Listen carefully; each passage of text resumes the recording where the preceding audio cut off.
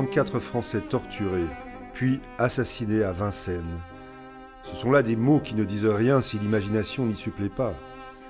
Et que voit l'imagination ? Deux hommes, face à face, dont l'un s'apprête à arracher les ongles d'un autre qui le regarde. Ce n'est pas la première fois que ces insupportables images nous sont proposées. En 1933 a commencé une époque qu'un des plus grands parmi nous a justement appelée le temps du mépris. Et pendant 10 ans, à chaque nouvelle que des êtres nus et désarmés avaient été patiemment mutilés par des hommes dont le visage était fait comme le nôtre, la tête nous tournait et nous demandions comment cela était possible. Cela, pourtant, était possible. Pendant 10 ans, cela a été possible. Et aujourd'hui, comme pour nous avertir que la victoire des armes ne triomphe pas de tout, voici encore des camarades éventrés, des membres déchiquetés et des yeux dont on a écrasé le regard à coups de talons. Et ceux qui ont fait cela savaient céder leur place dans le métro, tout comme Himmler, qui a fait de la torture une science et un métier, rentrait pourtant chez lui par la porte de derrière, la nuit, pour ne pas réveiller son canari favori.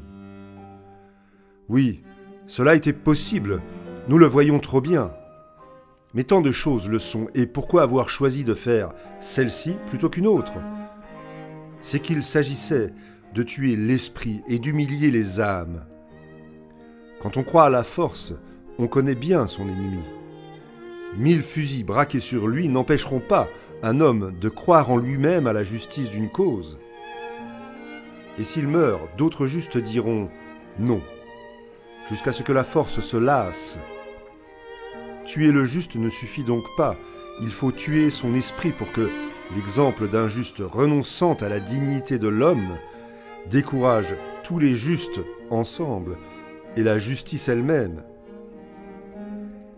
Depuis 10 ans, un peuple s'est appliqué à cette destruction des âmes.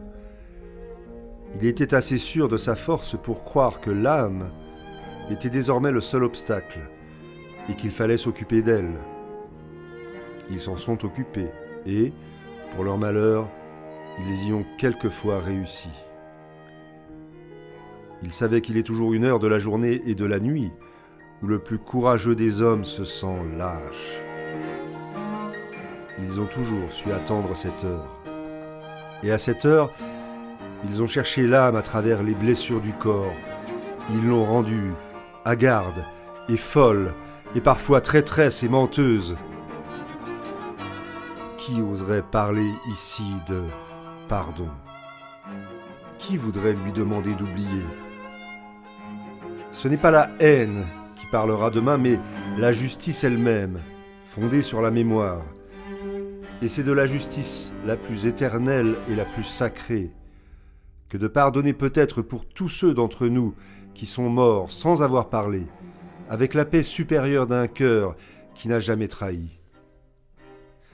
Mais de frapper terriblement pour les plus courageux d'entre nous dont on a fait des lâches en dégradant leur âme et qui sont morts désespérés, emportant dans un cœur pour toujours ravagé leur haine des autres et leur mépris d'eux-mêmes.